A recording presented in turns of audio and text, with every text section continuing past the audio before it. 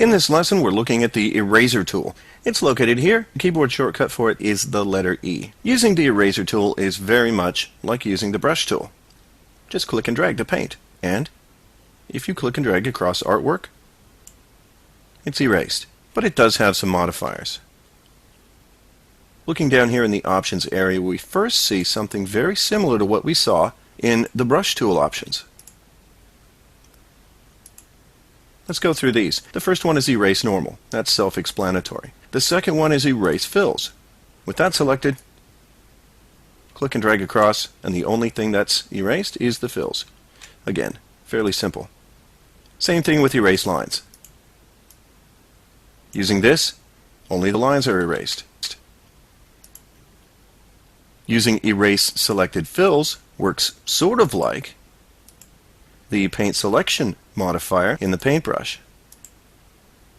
With this selected, we'll need to use the lasso tool to draw a selection, return to the eraser tool, and click and drag across it.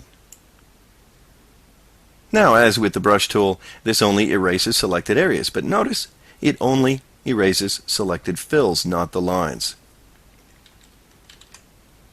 And finally, we have Erase Inside. Again, similar to the brush, this will only erase inside an area that we start erasing in.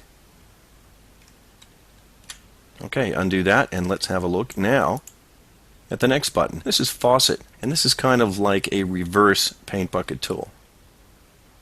Instead of filling, it erases. So, simply click on a filled area and it's gone. Notice though that this also works on lines. I'll click on this little line segment out here and it's gone. Click on this one, it's gone too. If I click on this one, it's only half gone. And why is that? Let's back up a couple of steps and we'll have a look at the structure.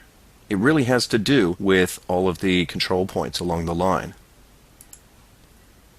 If a line is constructed in such a way, or a curve in this case, that if you use this selection tool and it only selects a portion of it, then the eraser tool will function exactly the same way. It will only erase that one portion. Okay, let me undo this, and we'll move on to the last option here. This is the shape, and this is like a combination of the options that we had in the brush tool.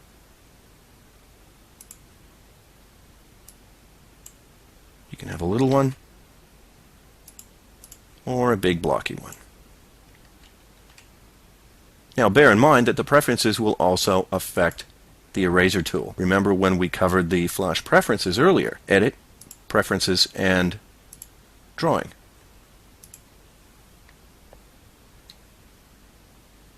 Now before we end this lesson, let's have a look at how the eraser tool functions with different layers. I'll select the structure layer and drag across the artwork. It still erases it. So you have to be careful to lock artwork that you don't want to be erased. And one final note, you can quickly erase everything in your document by double-clicking the eraser tool. Notice that everything didn't disappear. This is because you can stop certain elements from being erased by locking their layer. I'll unlock these, and the last thing I'll do before we end this lesson is destroy my document.